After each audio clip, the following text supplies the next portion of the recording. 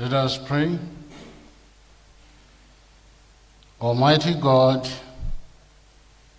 who in your infinite wisdom and providential goodness has appointed the offices of rulers and parliaments for the welfare of society and the just government of humankind, we beseech you to behold with your abundant favor us, your servants, whom you have been pleased to call to the performance of such important tasks in this land. Let your blessing descend upon us here in Parliament assembled, and grant that we may, as in your presence, treat and consider all matters that shall come under our deliberation, in so just and faithful a manner as to promote your honor and glory, and to advance the good of those whose interests you have committed to our charge. All which we ask in the name and for the sake of our Lord and Savior, Jesus Christ. Amen.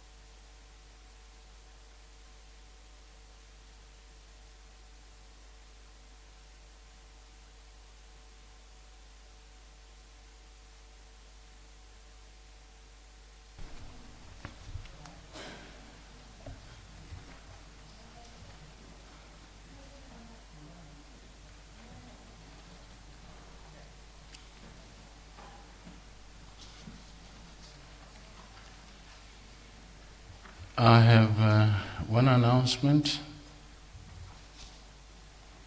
I have to draw the attention of the House to a printing error in the order paper, where the printer inadvertently inserted, I'm not sure about that, whether the printer can really insert the day Thursday instead of today's Tuesday. Kindly take note of the correction. Are there any notices of motion?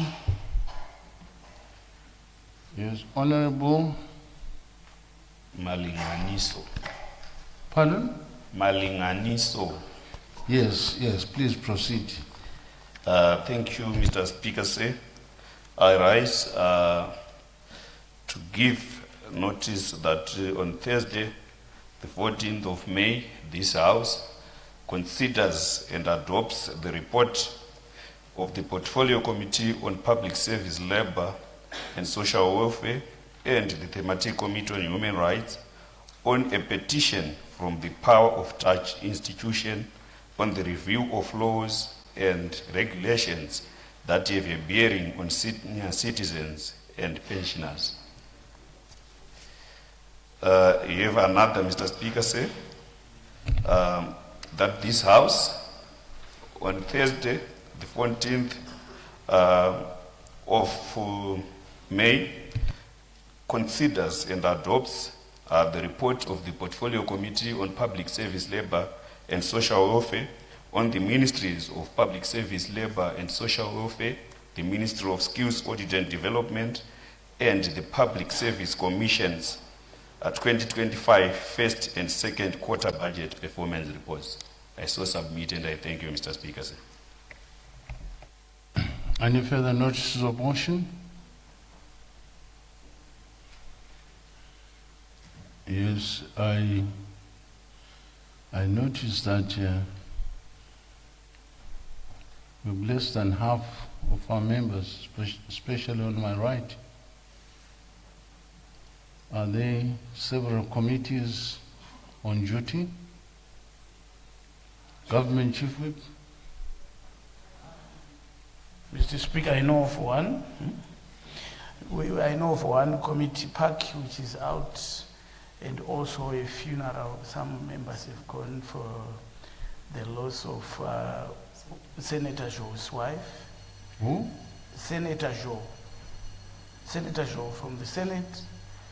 He lost his wife.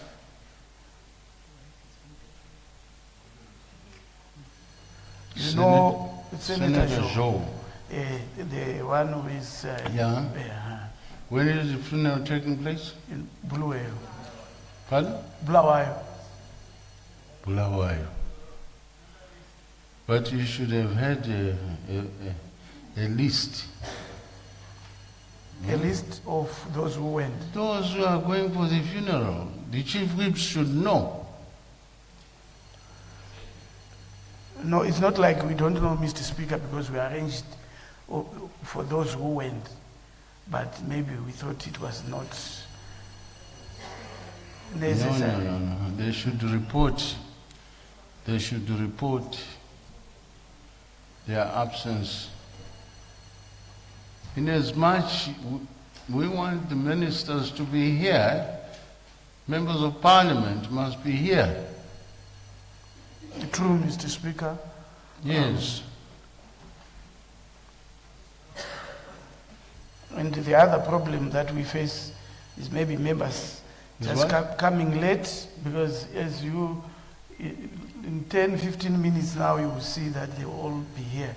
So we have that disease in our membership, that they usually come late. They usually come late.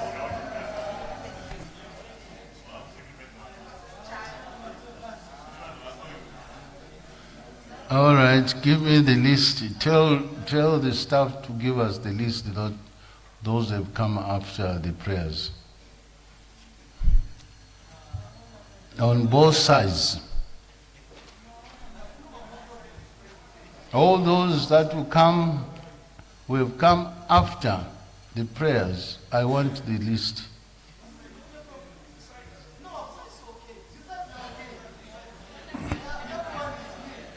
You are not the chair, all right? Honorable Moyo from Wange came after prayers. Is that not correct? Honorable Moyo, you don't shake your head. I'm still surprised that you noticed, Mr. Speaker, saying. Yes. But it's very correct. Yes. It's very correct.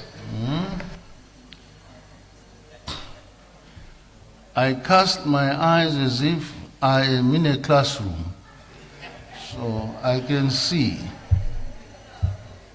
All right? Let's have the names of those that have come after prayer. I had called for further notice of motion. There's none. Has been a request here that 4 members would like to make some point of national interest.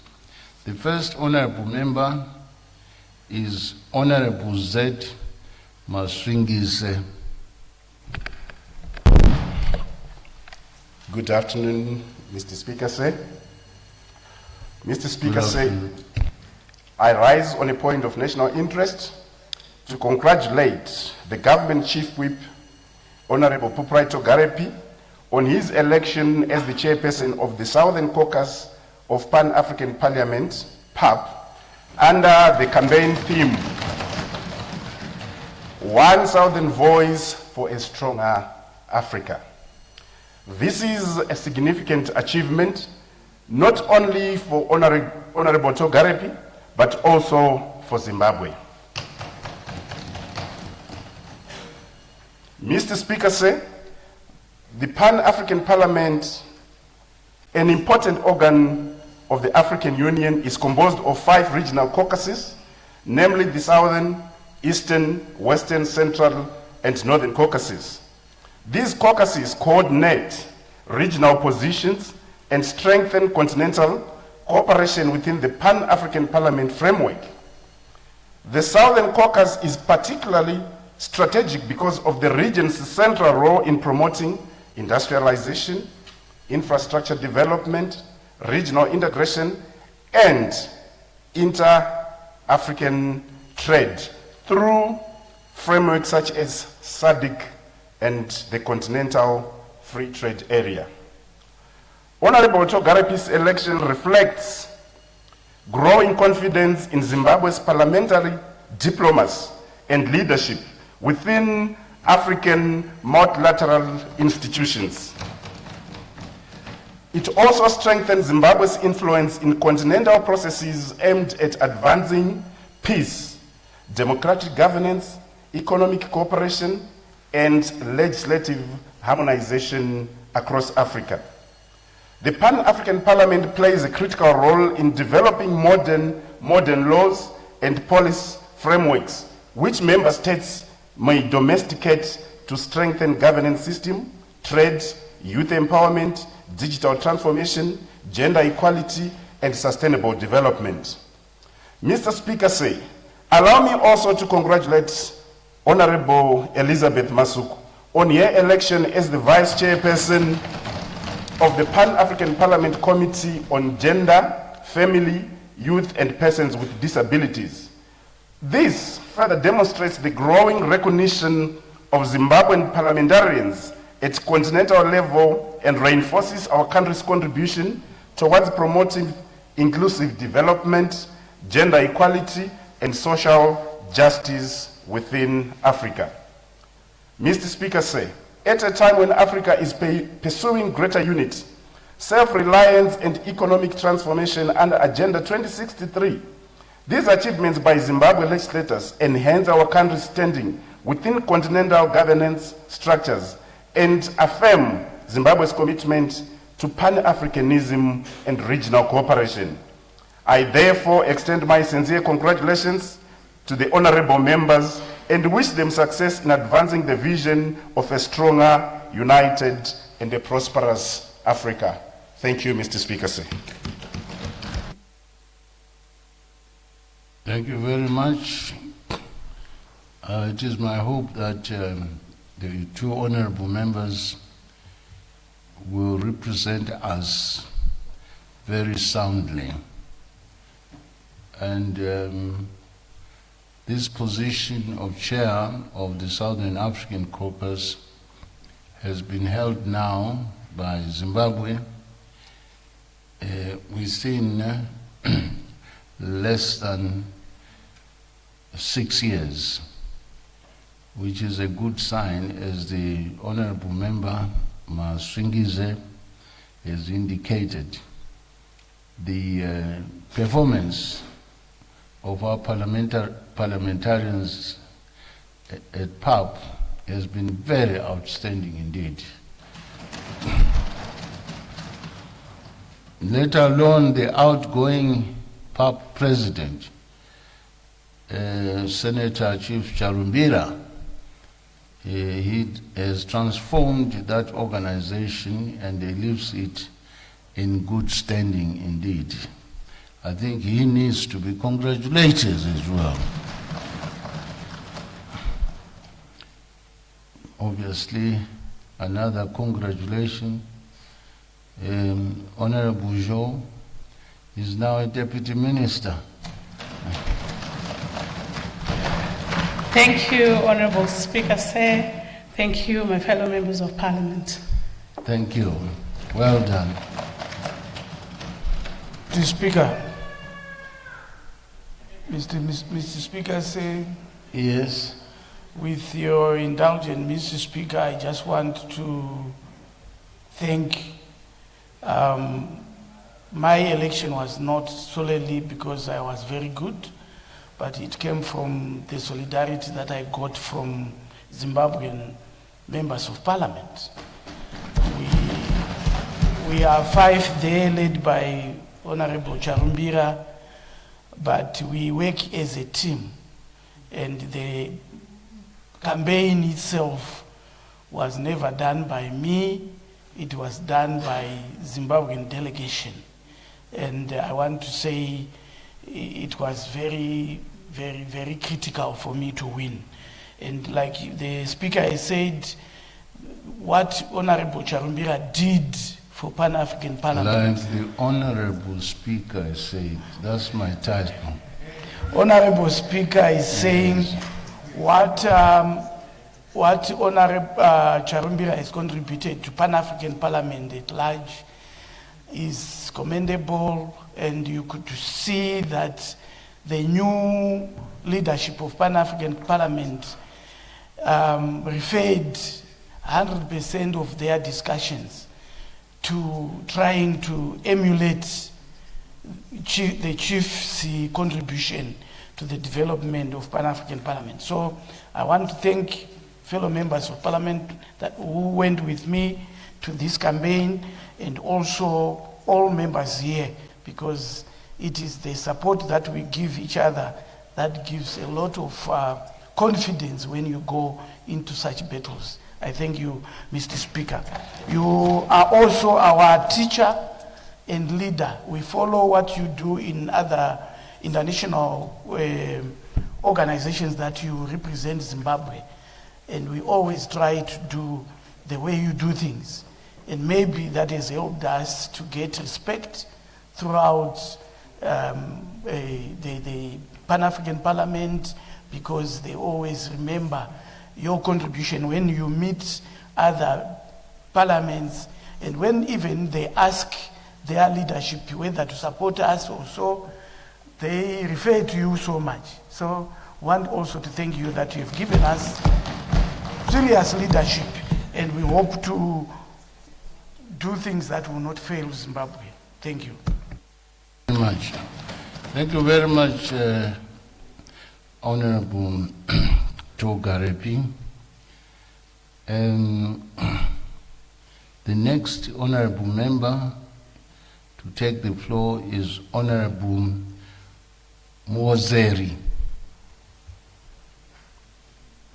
Thank you very much, Speaker MASVINGISE.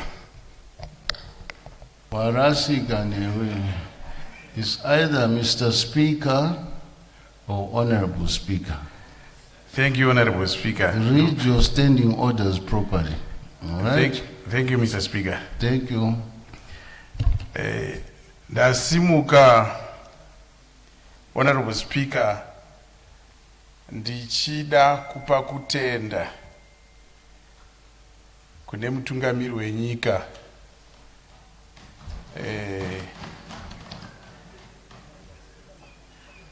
President E.D. Mnangagwa.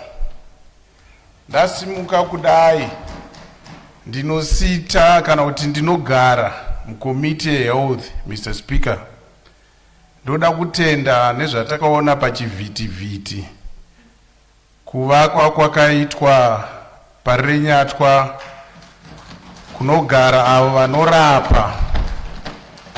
Mr. Speaker, say nguva yekuti chinhu chakanaka unogona kuchitora chese chakaipa nekuti hamusi kuwirirana kuti mumwe ndewo kwamai guru mumwe ndewo kwamai nini akapfuura.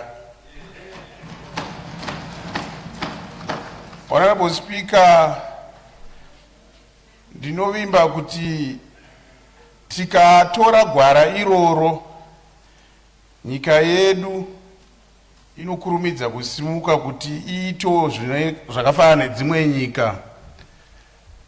Ndikatarisa kwandinobva, Mr. Speaker, say tanga tichinetseka pakufamba kuenda kwangu kumapurazi kuruwa uko. Rodhi yedu kana kuti nzira, Mr. Speaker, yanga isingafambike zvakanaka. asi nekuburikidza kuti president vakasarudza minister wechidika anomhanya-mhanya, ndoda kutendazve kuti vahonorable Mona vari kuita basa riri kuoneka. Mr. Speaker, pamabvuku 10 off paakuonekwa kuti basa riri kubatwa nemazvo.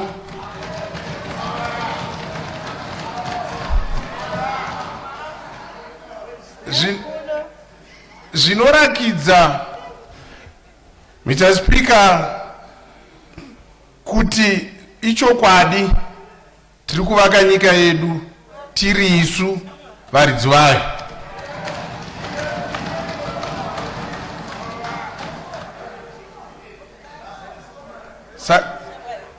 Nekudaro, Honorable Speaker,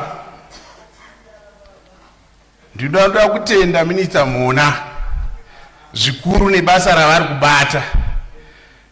Ndichimbotaura navo pamazuva apfuura vakanga vanditi ivo basa iri rinofanira kupera kana Mwari vatendera zvakanaka, mari dzedu dzafamba zvakanaka muna July.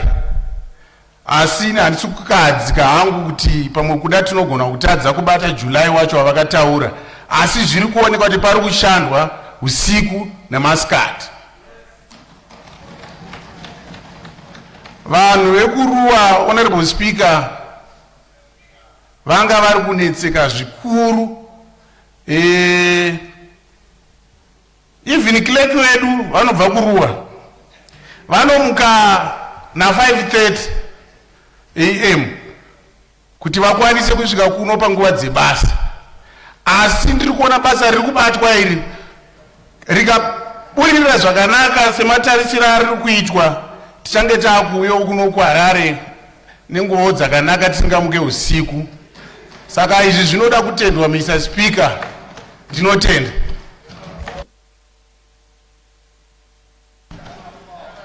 Tatenda.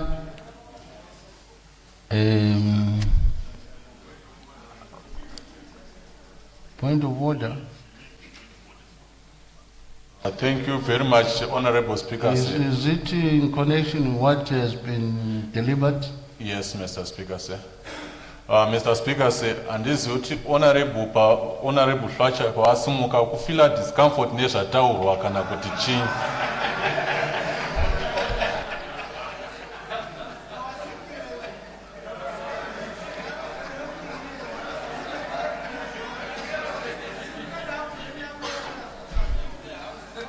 Honorable member, can you withdraw your point of order? I saw withdraw, Mr. Speaker, say, but wasimukawo.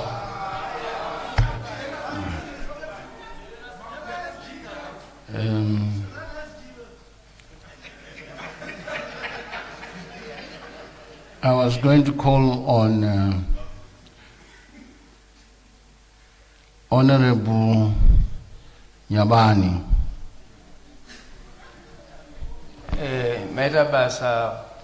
Mr. Speaker, ini ndati regai ndisumuke pano ndichirumbidza president nemabasa avari kuita yekupa vanhu zvokurimisa, vachipa vanhu mainputs kubvira kudonje, chibage, kuwiti, kuti nyika yedu igodya igowana chouviri, nokuti nyika inovakwa nevene vayo.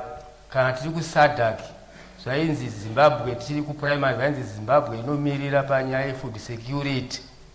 Mr. Speaker, so zvese izvozvo zvinenge zvida kuti president vanenge vada kuti nyika yavo yaguta zvakanaka. Asi Mr. Speaker, ndaida kuti nditaure kuti varimi ivavo tine boka rinonzi AMA, Agricultural Marketing Authority, raifanira kuti dai ramhanya-mhanya richinyatsoona kuti varimi vavo mushure mekushingairira kwavari kuita kuti varime kuti nyika inge ichiguta, vanofanira kutsvagawo kwokutengesera varimi kuti varimi vagone kukwanisa kutengesawo mbeu dzavo vachiwanawo gohwo ravo zvakanaka. Zvinova kudonje, donje rinorwadza, vanhu vanobereka mapombi vachifirita donje, vachizoenda kunhonga donje kusvikira donje raiswa mubhero raenda kutengeswa, vanhu vorega kuzowana mugohwo kuti vana vaende kuchikoro, vana vopeta kudzingwa kuchikoro. Tozoona fodya inorima inorwadza, ini vanotema huni nyika ichiparara, gumbezere nyika iri kuparara, miti yese iri kuparara, fodya yaenda kutengeswa, vanhu vari kutengesa upiwa ma30 cents. So taikumbira kuti ama iyoyo dai yakwanisawo kuti varimi vakwanise kunge vachiraramawo zvakanaka. So zvonde inomirira varimi. President waitawo pawo, president wapa zvirimiso, wapa matractor, wapa mvura, wapa mabhorani, wapa mbeu, wapa zvese. Asi taukumbira kuti ama yakaiswa nehurumende kuti ichibatsirawo varimi kuti waitawo chouwiri vakwanise kuendesawo vana kuchikoro kuti vazvigone kuzobatsira ramangwana revechidiki. Ndatenda.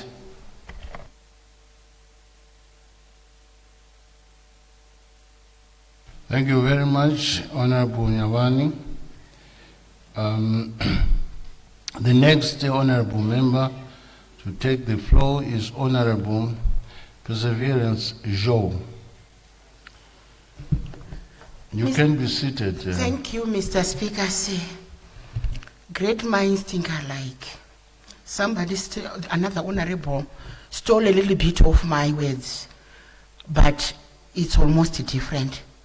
Mr. Speaker, my point of national interest, Honorable Mr. Speaker, is to appreciate and commend the visionary leadership of His Excellency, President Emerson Dambudzo Mnangagwa, following the historic commissioning of the refurbished Adlam House at Parirenyatwa Group of Hospitals.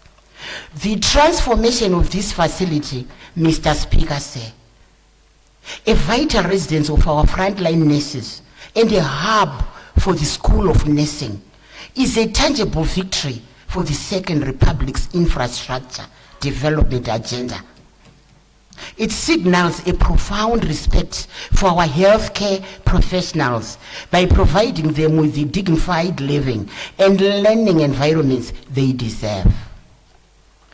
Most notable, Mr. Speaker, this project highlights the success of domestic resource mobilization. By engaging local partners like Prevail Properties, we are proving that Zimbabwe possesses the internal capacity, skills, and capital to rebuild our own nation.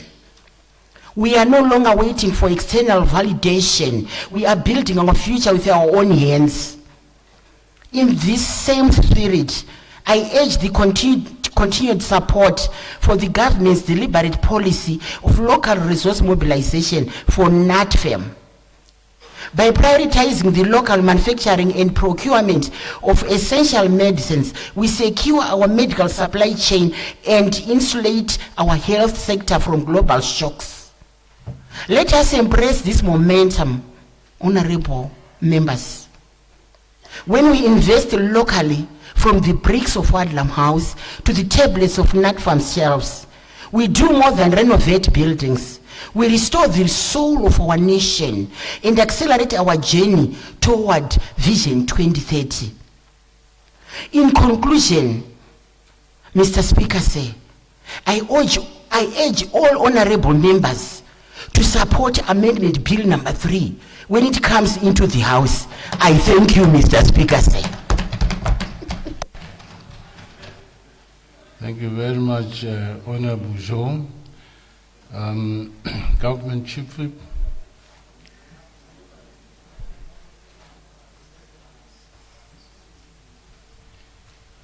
Mr. Speaker, I move that orders number 1 to 5 be stood over until order number 6, 7, and 8 have been disposed of in that order. But that's not what I have. Yes, Mr. Speaker, today's starting with order number 19. Yeah, sure, Mr. Speaker. The minister was not in, but once the minister comes, we thought we should give business to government first. That? Minister of Justice. Deputy Minister of Justice. Yes. Yeah. And that was Ramanonoko.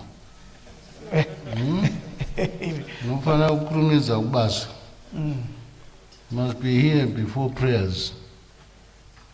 So you want to stand over orders number 1 to 1 to 5.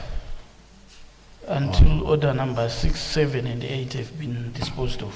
Thank you very much. Thank you very much. 2 seconds. I second, Honorable Speaker. An objection? None?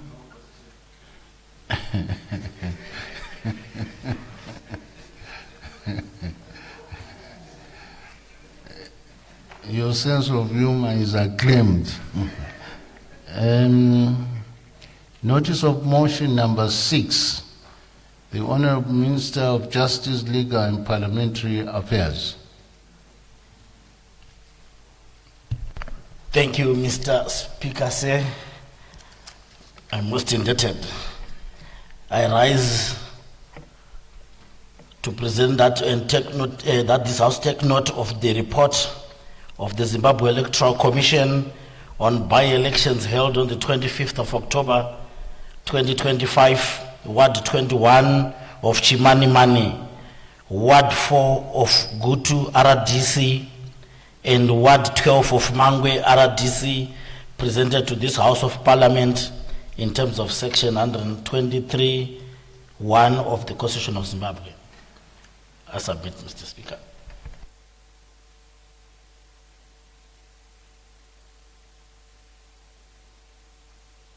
The question before the House is a motion by the Honorable Minister of Justice, Legal and Parliamentary Affairs that this House takes a note of the report of the Zimbabwe Electoral Commission on by-elections held on the 25th of October 2025 in Ward 21 of Chimanimani, Ward 4 of Gutu RDC, and Ward 12 of Mangwe RDC, presented to the House of Parliament in terms of Section 323, subsection 1 of the Constitution of Zimbabwe.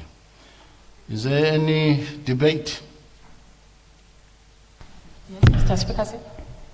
Honorable member, that's Shiriedenga. Shiriedenga. Yes, Mr. Speaker. Please proceed. Thank you, Mr. Speaker. Apparently, we are not given these reports. They were never sent to us as parliamentarians. So I'm not sure how we're going to debate these reports, which we have not yet sight of. Thank you. Clerk of Parliament.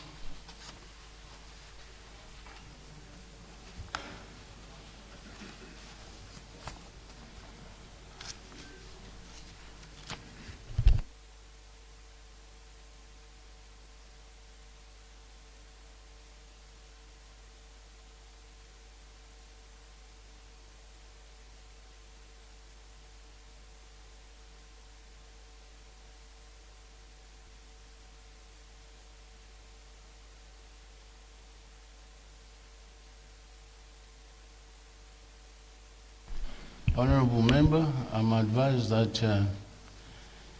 the report was circulated about a month ago.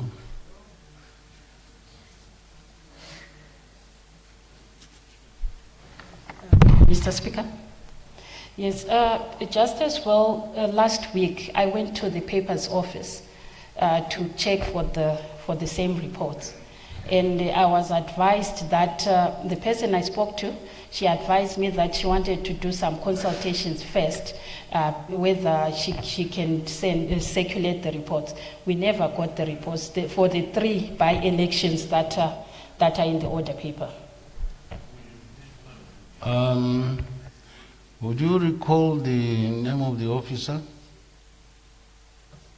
Would you recall the name of the officer? Yes, I do. What's the name of the officer? Tetiwa. Tetiwa. Yes.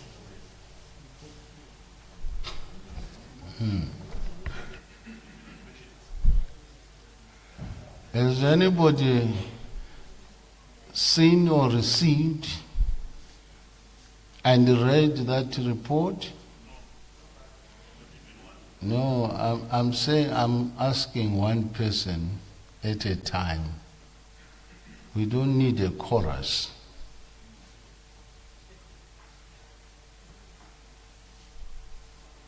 Anybody? Yes. received or seen or read that report?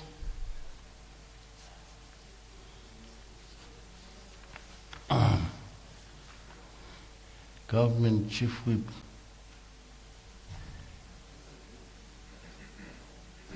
Mr. Speaker, sir.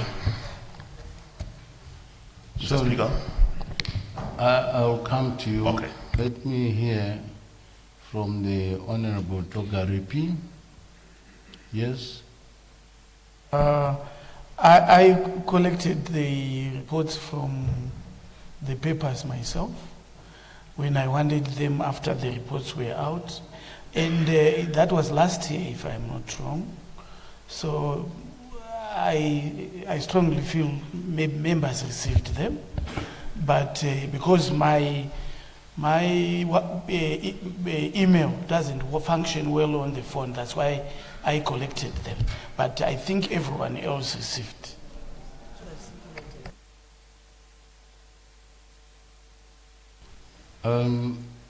When, honorable members, when do you become aware of the order paper?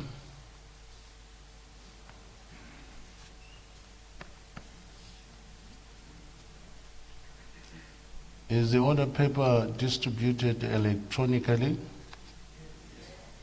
It is. Yes, the honorable member who raised the issue. When did you see the order paper?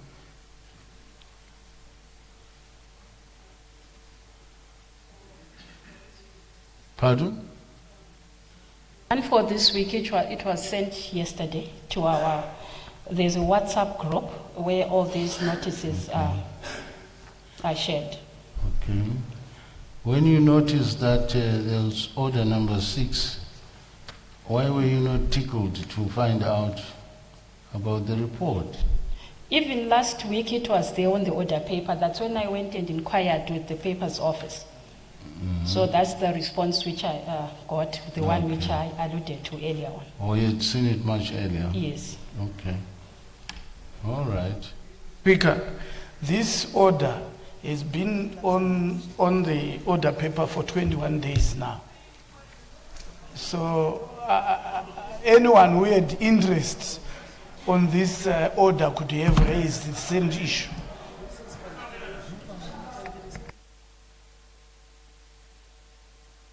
If it is 21 days, must have lapsed, then it should not appear. It should Today lapse is the today. 21st. Okay, fine.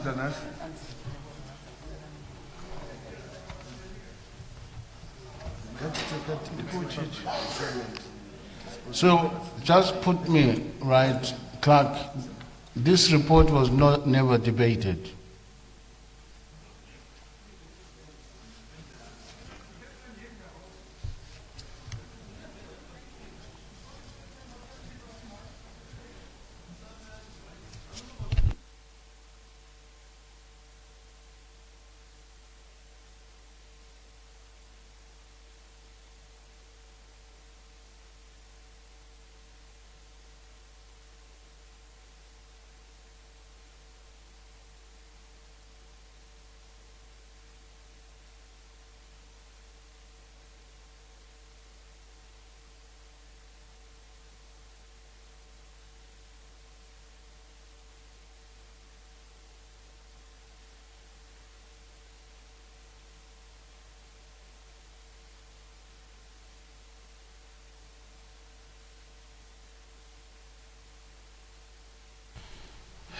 Honorable Minister, we've got a quandary here.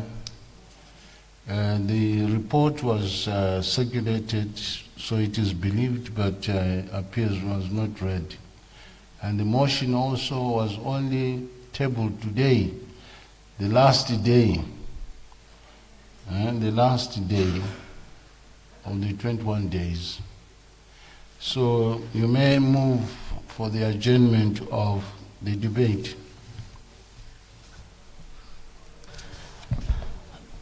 Thank you, Mr. Speaker. I move for the adjournment of the debate. Mr. Speaker, you promised sorry. to Okay. Oh, my apologies, my you. apologies. Sorry, Honorable Minister. Sorry. Thank you, Yes, Mr. Speaker. please. Yeah, on the same note, Mr. Speaker, say, we normally face challenges with our questions with notice.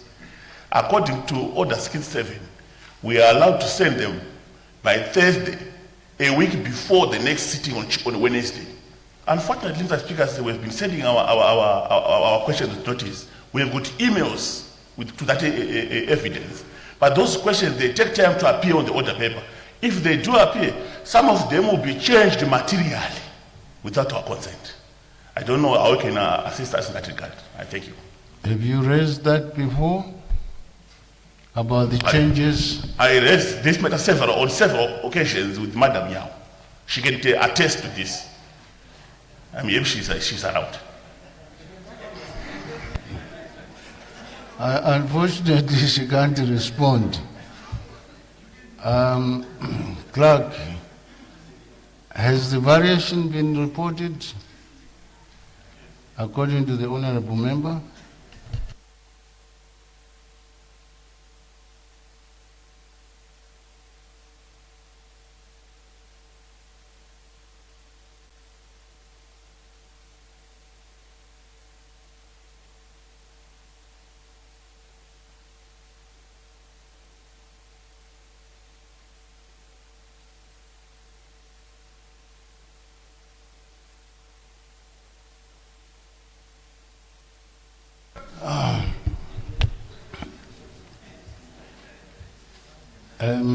Honorable Member, your observation is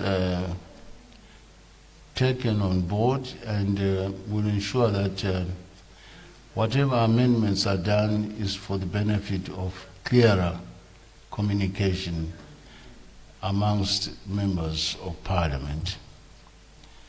Honorable Speaker. Someone? Yeah, here, Honorable Speaker. Maybe about Chigumbu? Yes, Honorable Chigumbu, yes. Yeah, I also want to just notice, Honorable Speaker, I want you to intervene. I've seen that when ministers bring their responses, the idea is they have enough time to research.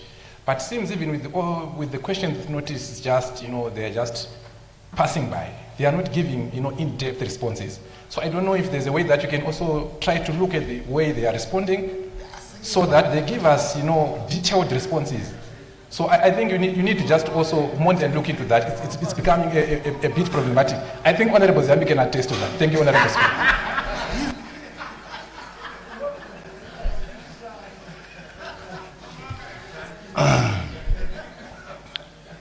Thank you for slightly crucifying the leader of government business. Yes, that's a very important observation regarding what happens tomorrow. I'm checking here. Last week, but one, we had 127 written questions that were outstanding.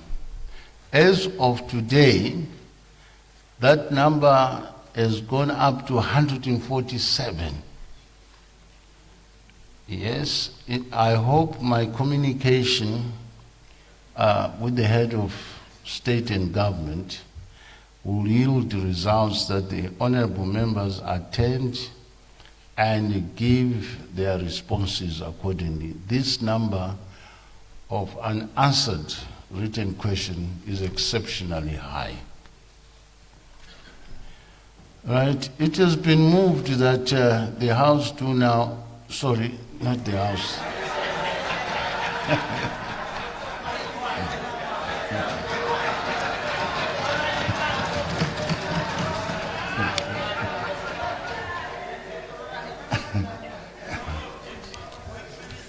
No, that's not meant to be a bonus. Yes,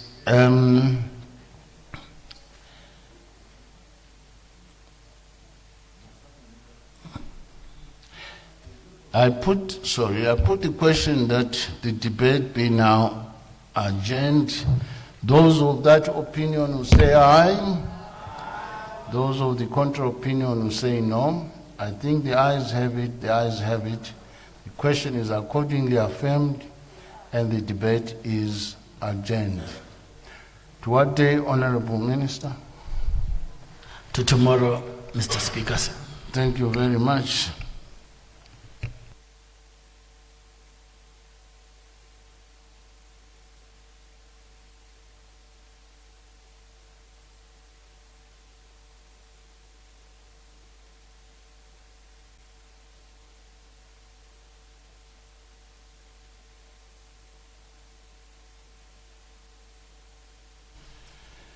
Notice of motion number 7, the Honorable Minister of Justice, Legal and Parliamentary Affairs.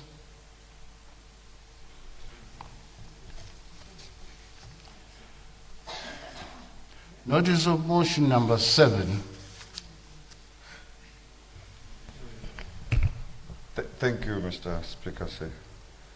Mr. Speaker, I rise that the House takes note of the report of the Zimbabwe Electoral Commission on by-elections held on the 13th of September 2025, Ward 8 of Makonde Rural District Council, Ward 9 of Marondera Municipality, Ward 7 Masvingo Municipality, Ward 16 Kai Rural District Council, presented to this House of Parliament in terms of Section 323, subsection 1 of the Constitution of Zimbabwe.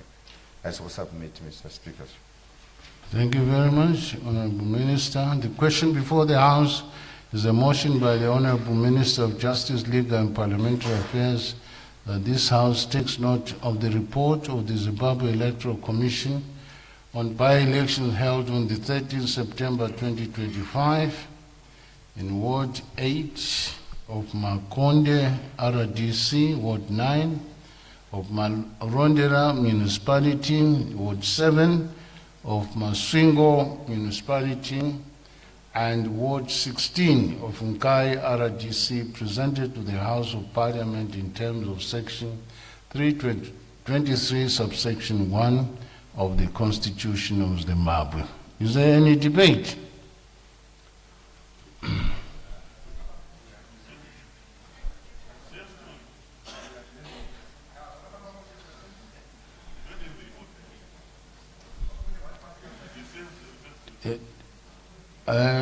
Does that mean, again, there was a late dispatch of the report?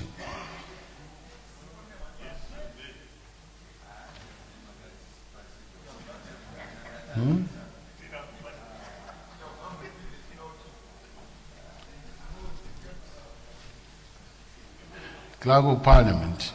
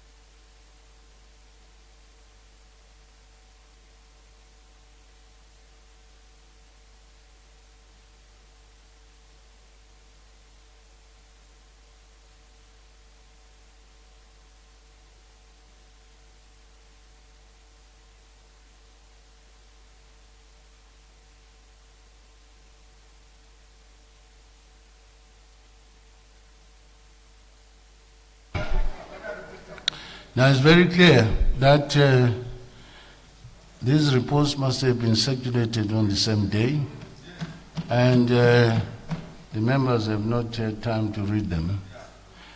Now, in future, I'm instructing that the chief whips and the clerk of parliament sit together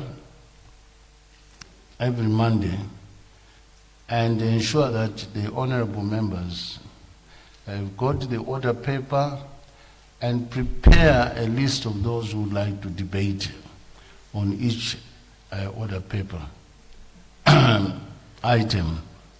So please, if that can be done so that we don't waste time.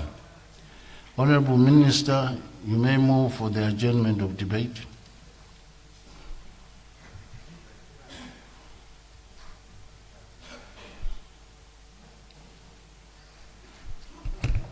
Pardon, Mr. Speaker, you want us to debate it another day, just for clarity? Pardon? You want us to adjourn and then we debate it some other day? Yes, could be on a Because Thursday. I thought we had reached consensus that we can adopt this with the members. No. Not at all. You may adjourn to Thursday to give the honorable members time to go through the reports. Okay, thank you, Mr. Speaker. I move that debate do now adjourn. Thank you. I put the question that the debate be now adjourned. Those who are of that opinion will say aye. Those of the contra opinion will say no. I think the ayes have it. The ayes have it. The question is accordingly affirmed, and the debate is adjourned. What day, Honorable Minister? To Thursday, Mr. Speaker. Thursday this week. Thank you very much. Yes, Honorable Minister. Thank you, Mr. Speaker. Mr. Speaker, I guess Order 8 suffers the same fate. So I move that we move to Order number 9 on the order paper. 19. Government Chief Whip, please liaise with the Minister. What I have here is order number 19 with the members already listed to speak. I wanted to do the agreement. The Minister, as you realized, came in after we had already done business of the day.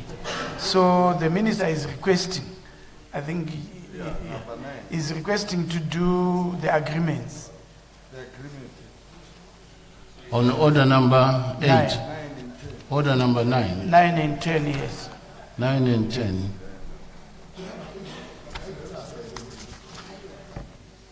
All right. That's fine. We proceed accordingly. Notice of motion number 9, the Honorable Minister of Justice, Legal and Parliamentary Affairs. Thank you, Mr. Speaker, sir. Mr. Speaker, I rise that whereas Section 327, subsection 2 of the Constitution of Zimbabwe provides that any convention, treaty or agreement acceded to, concluded or executed by or under the authority of the President with one or more foreign states of governments or international organizations shall be subject to approval by Parliament. And whereas the Republic of Zimbabwe signed the convention establishing the International Organization for Mediation on the 30th of May 2025 in Hong Kong, Special Administrative Region of the People's Republic of China. And whereas the convention will advance and promote the use of mediation and would be a useful complement to existing international dispute settlement mechanisms. And whereas the Republic of Zimbabwe is desirous of ratifying the convention, and now therefore in terms of Section 327, subsection 2A of the Constitution of Zimbabwe, this House resolves that the aforesaid convention be and is hereby approved for ratification. I so move, Mr. Speaker, sir.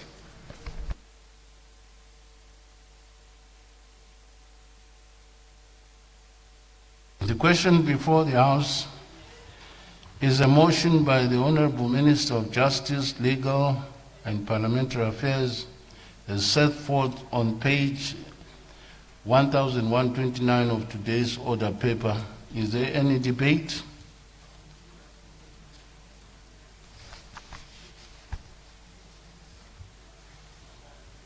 Is there any debate?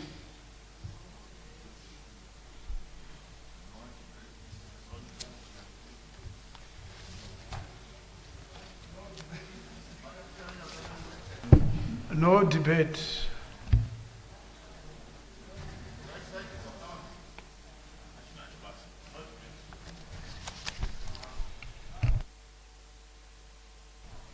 want to put the question? Sorry, you want to put the question?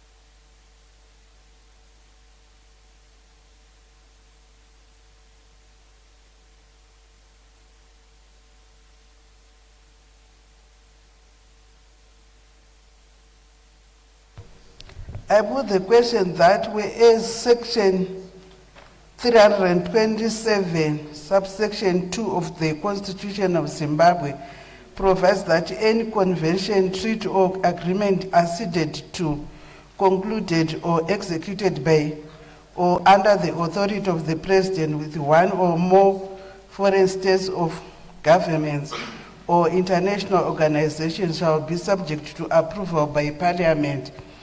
Whereas the Republic of Zimbabwe signed the convention establishing the International Organization for Mediation on 30th March 2025 in Hong Kong, Special Administrative Region of the Republic of China. Whereas the convention will advance and promote the use of mediation and would be a useful complement to existing international dispute settlement mechanisms. Whereas the Republic of Zimbabwe is desirous of ratifying the convention and now therefore, in terms of section 327, subsection 2A of the Constitution of Zimbabwe, this House resolves that the aforesaid convention be and is hereby approved for ratification. Those who are of that opinion will say aye. Those of the contrary opinion will say no. I think the ayes have it, the ayes have it. The question is accordingly affirmed that the aforesaid convention is hereby approved for ratification.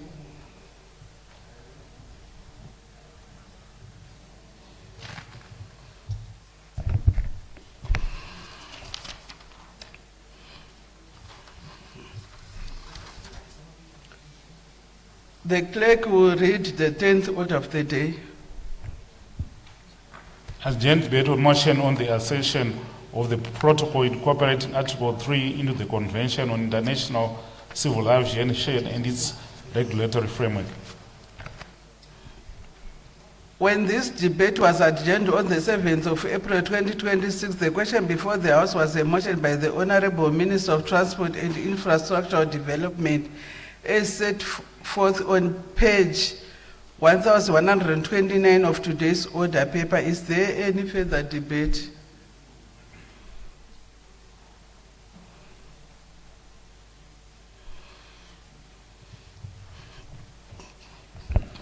I put the question that whereas section 327, subsection 2 of the Constitution of Zimbabwe provides that any convention, treaty or agreement acceded to, concluded or executed by or under the authority of the President with one or more foreign states or of governments or international organizations shall be subject to approval by Parliament. Whereas the Republic of Zimbabwe, through the Ministry of Transport and Infrastructure Development, is desirous of acceding to the protocol incorporating Article 3 into the Convention, International Civil Aviation and its regulatory framework, and whereas the Republic of Zimbabwe shall deposit its instrument of accession with the International Civil Aviation Organization. Now, therefore, in terms of Section 327, subsection 2A of the Constitution of Zimbabwe, this House resolves that the aforesaid protocol be and is hereby approved for accession. Those who are of that opinion will say aye. Those of the contrary opinion will say no. I think the ayes have it, the question is accordingly affirmed and the aforesaid protocol is hereby approved for accession. Thank you.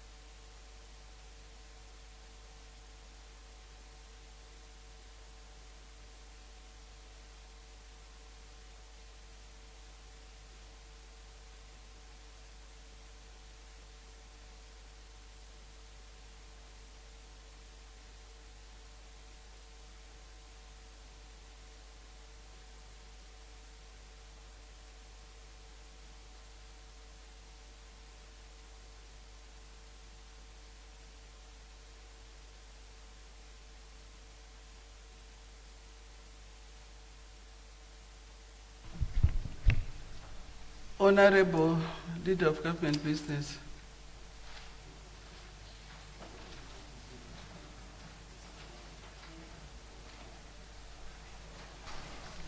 Thank you, Madam Speaker. Ma'am, and sorry about the delay. I move that orders 11 to 18 be stood off until order 19 has been disposed with. I thank you. Is there no objection?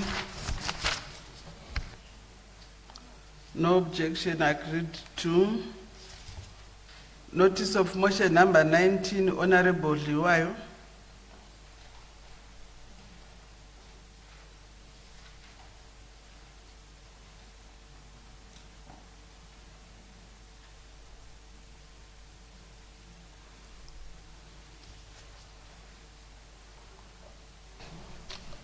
Thank you, Madam Speaker. I rise to move the motion standing in my name. Thank you. Who seconds? Second. Thank you, Honorable Liwayo.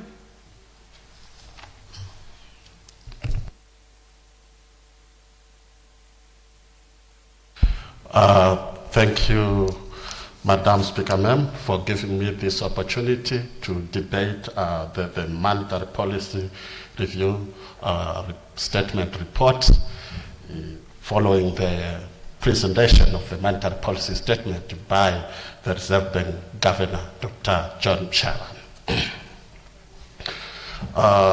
Section 317 of the Constitution of Zimbabwe mandates the Reserve Bank of Zimbabwe to regulate the country's monetary system through the formulation and implementation of monetary policy.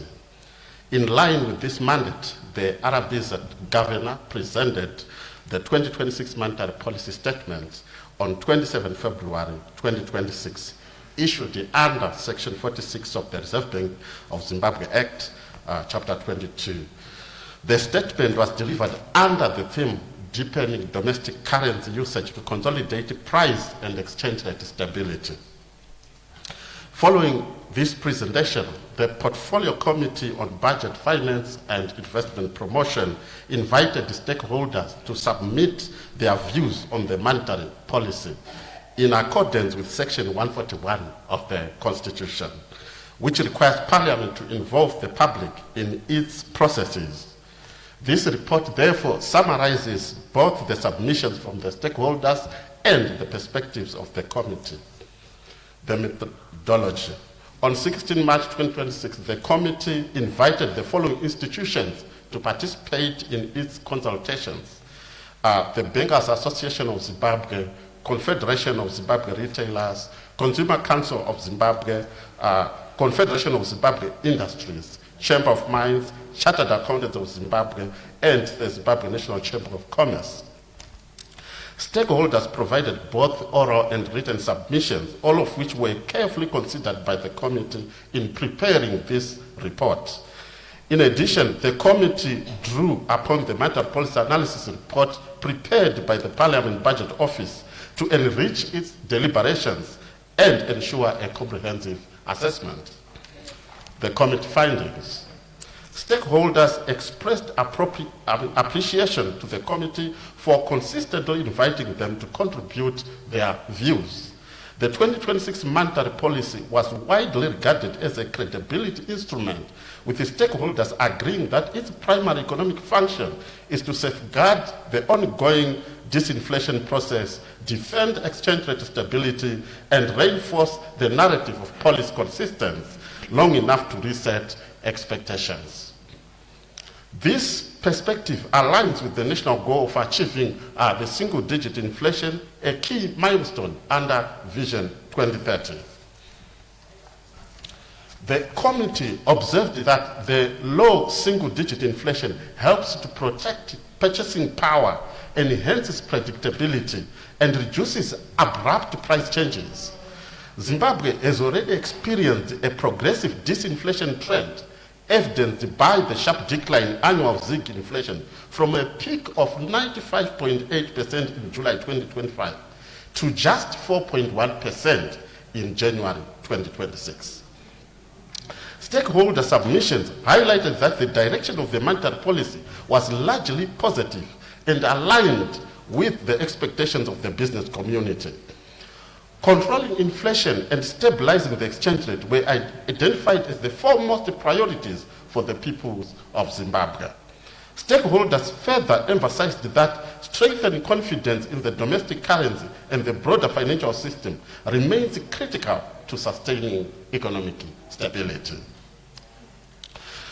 Now, coming on to the monetary policy measures that were put in place. Those monetary policy measures include the interest rate policy, the minimum deposit interest rate policy, the review of the mobile money and ZIPIT transactional limits, among others. Let me look at the interest rate policy first.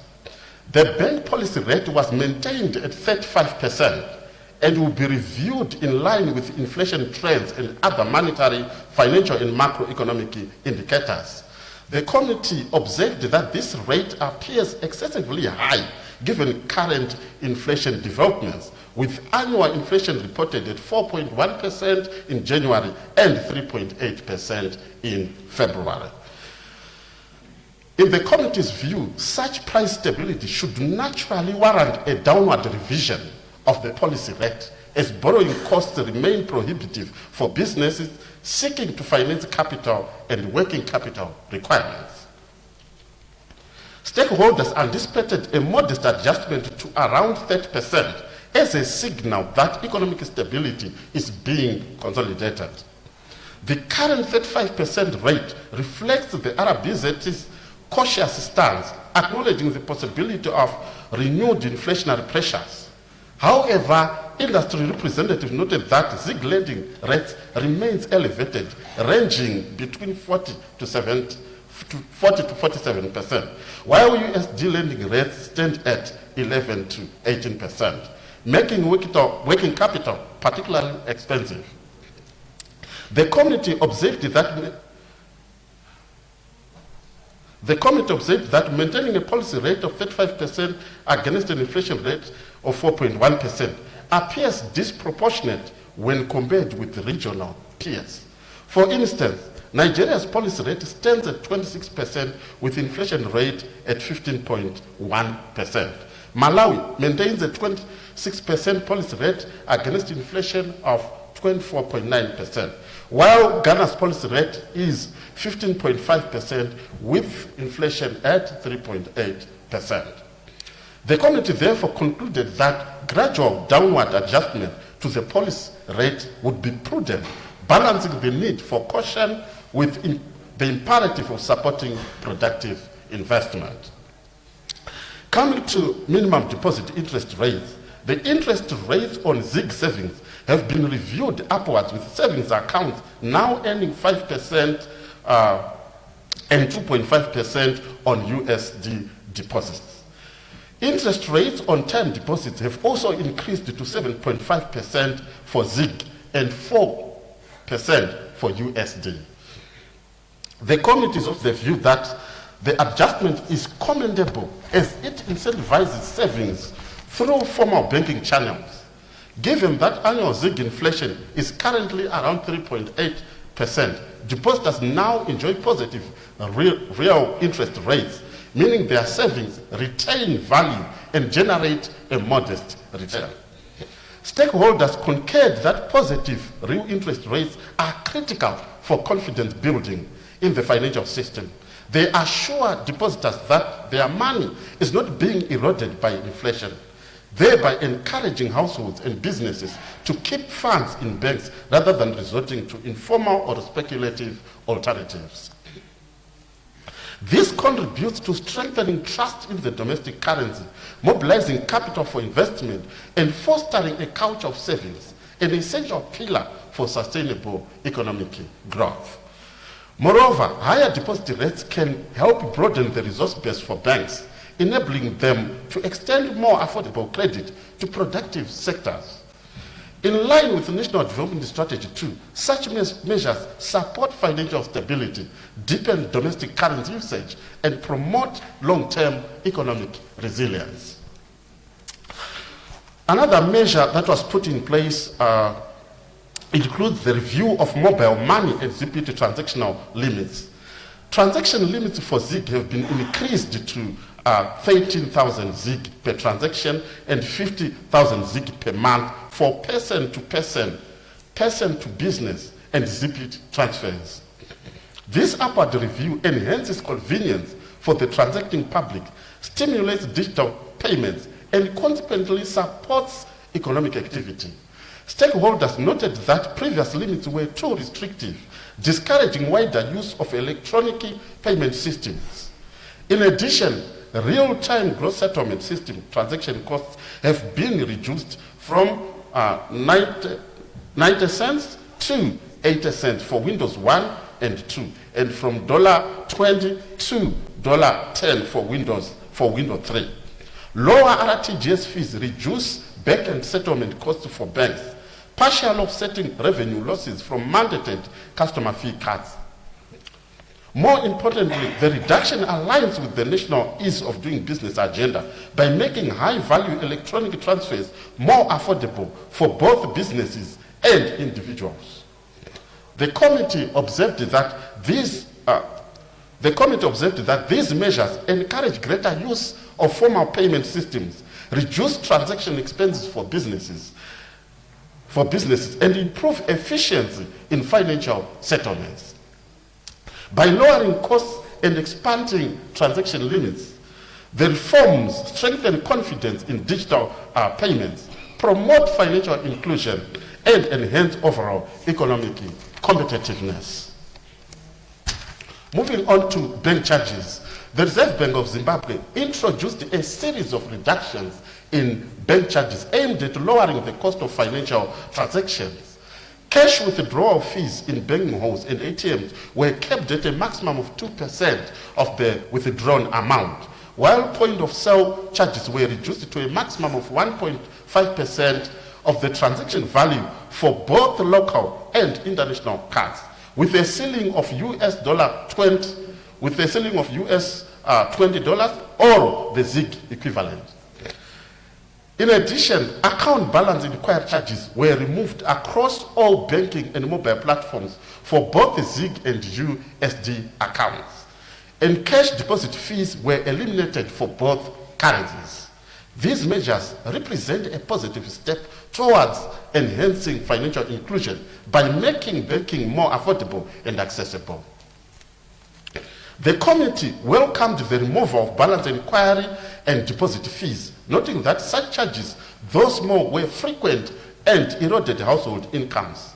Stakeholders emphasized that businesses, particularly SMEs, stand to benefit significantly from lower point-of-sale charges, while reducing transaction costs and improving profit margins. Lower transaction costs also stimulate consumption and trade, thereby supporting broader economic activity. However, these reforms must be carefully monitored to ensure the sustainability of the banking sector. Effective implementation across all banks is essential for the public to fully benefit from these measures. Coming to the exporters' foreign currency retention threshold, the 2026 monetary policy maintained the foreign currency retention threshold at 70% across all sectors of the economy, except for small-scale gold producers. Stakeholders noted that while surrender requirements remain unfavorable to some exporters, the prevailing exchange rate premium has helped limit exposure to distortions that previously eroded value.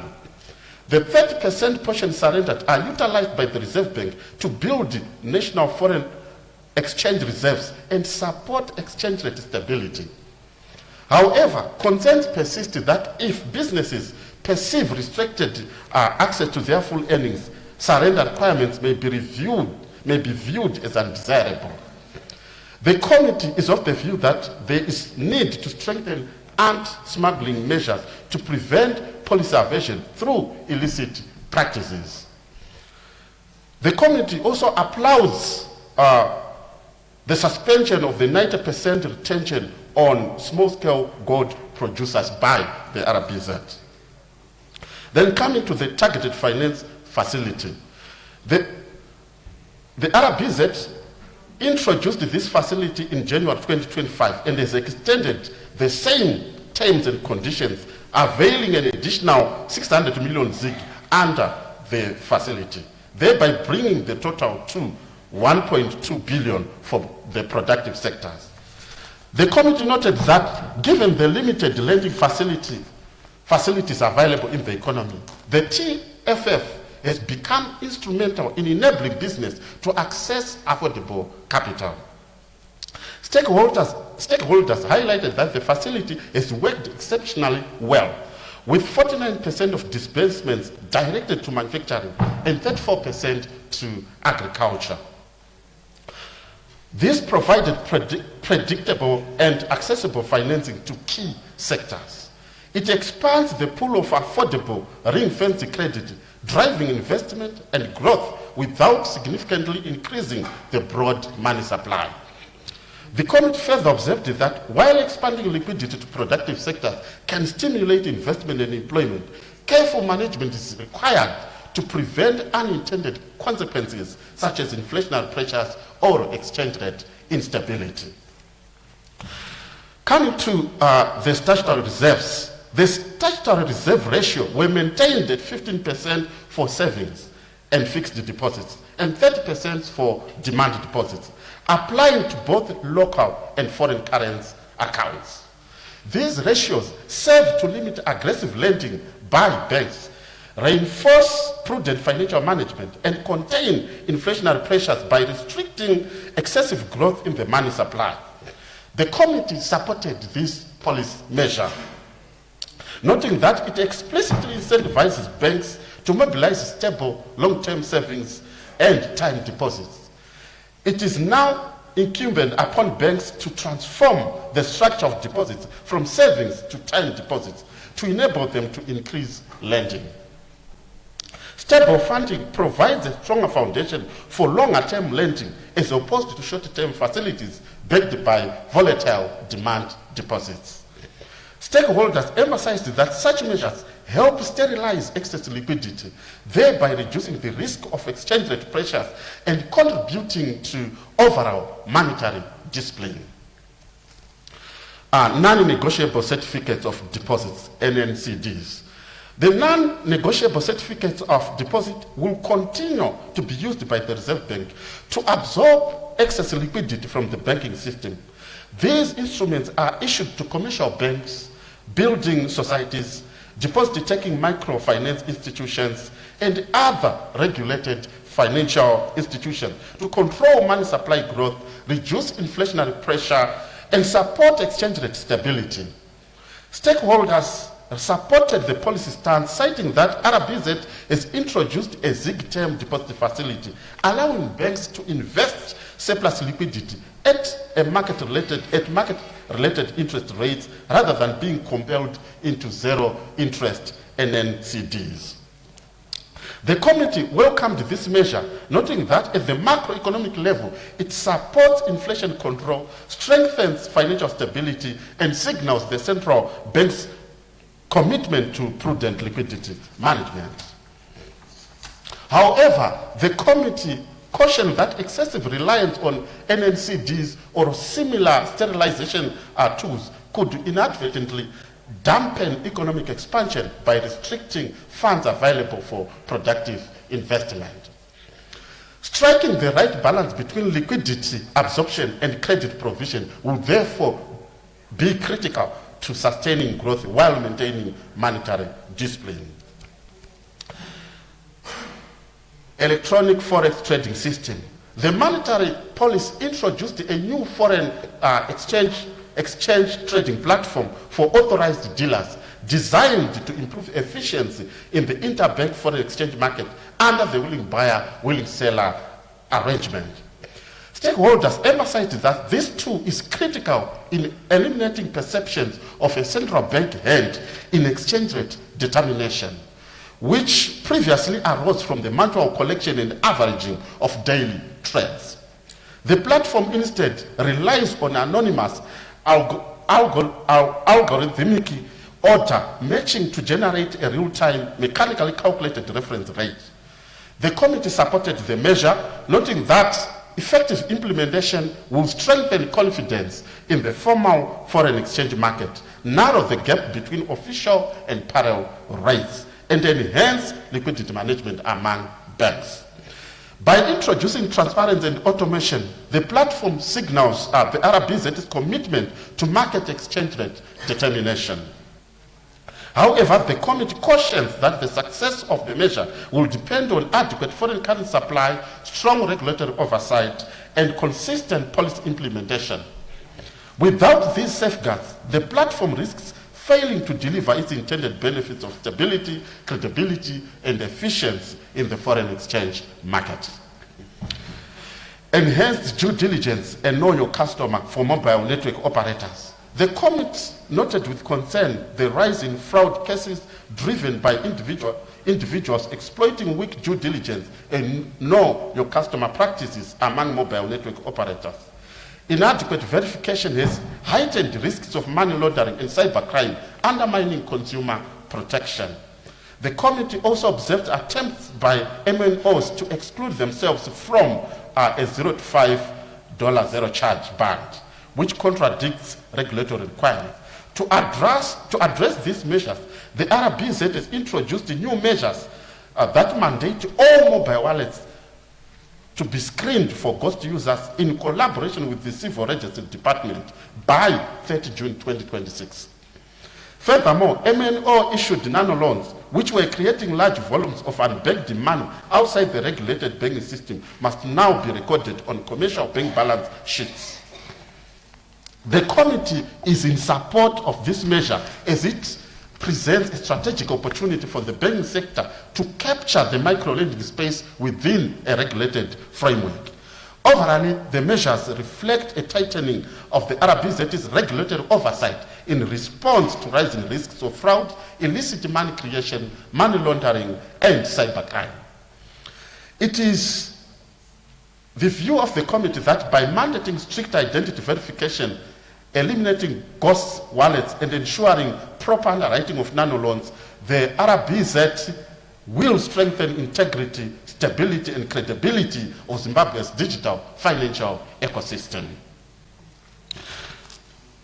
The RBZ also introduced and launched upgraded zinc bank notes. If effectively distributed, these notes will help ease cash shortages, ensure the availability of change for small value transactions, and improve overall convenience in everyday trade. Stakeholders have expressed the support for the policy, noting that it enhances the quality and durability of the currency. Both the public and the business community stand to benefit from a stable currency with improved anti-counterfeit features and more durable notes. This will reduce losses and handling costs. The committee further proposes the introduction of lower denominations, particularly coins, to facilitate smoother value transactions and address challenges related to change.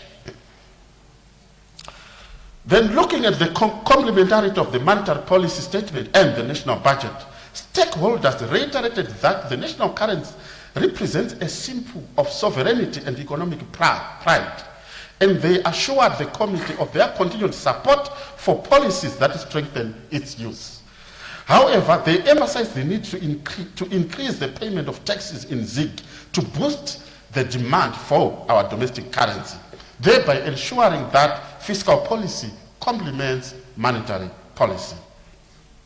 In the past, auditors often issued adverse or qualified opinions due to challenges of financial reporting in a hyperinflationary environment as guided by International Accounting Standard IAS 29, financial reporting in hyperinflationary economies.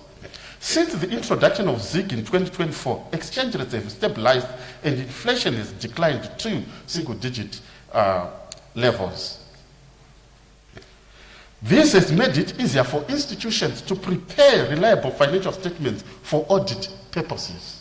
This development marks a significant improvement in financial reporting and economic credibility.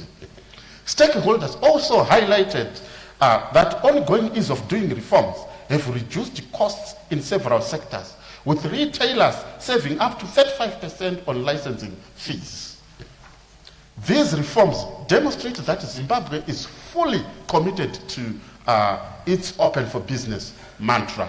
The committee therefore urged the business community to take advantage of these reduced costs to enhance productivity and contribute to sustainable economic growth. Then coming to the road to monocurrency. Prior to the current monetary policy statement, there was a widespread concern regarding Zimbabwe's indication that it will transition to a monocurrency system by 2030. These fears have since been allayed as the RBZ moves to a condition precedent determined de-dollarization process. The transition is now conditions determined rather than debt determined. However, the committee is of the opinion that there is need to align the Exchange Control Act with the current position of the RBZ by repealing SI 218 of 2023, which speaks of the 2030 deadline. Going on to the committee observations. Since the introduction of the ZiG in 2024, inflation has steadily declined, reflecting effectiveness of the RBZ tight monetary policy stance. The premium between the official and parallel market exchange rates has narrowed significantly, showing progress toward exchange rate convergence. Interest rates remain high considering current inflation rate, making borrowing extremely costly for businesses seeking to finance capital and working capital requirements. The announced reduction in bank charges is a positive step, but requires careful monitoring to ensure sustainability and full implementation across the sector. The expansion of the TFF will increase liquidity to productive sectors with the broad objective of boosting output and employment while maintaining inflation neutrality. The newly introduced digital trading platform is a positive step to enhance transparency, price discovery, depending on foreign currency availability. The public supports the screening of all mobile money wallets for ghost users in collaboration with the Civil Registry Department as a measure to deter fraud, money laundering, and cybercrime. And lastly, the 2026 monetary policy announced the transition from multi-currency to monocurrency, announced that the transition from multi-currency to monocurrency will be condition-based. Okay. Committee recommendations. The RBZ and Ministry of Finance should continue with the tight monetary policy stance whilst being very alert and responsive to the liquidity situation in the economy. The Reserve Bank of Zimbabwe should gradually reduce the bank policy rate in line with inflation by 30 June 2026. The Reserve Bank of Zimbabwe should strictly monitor all banks to ensure full compliance with the announced reduction in bank charges. Implementation should be completed in line with the policy provisions by 30 April 2026.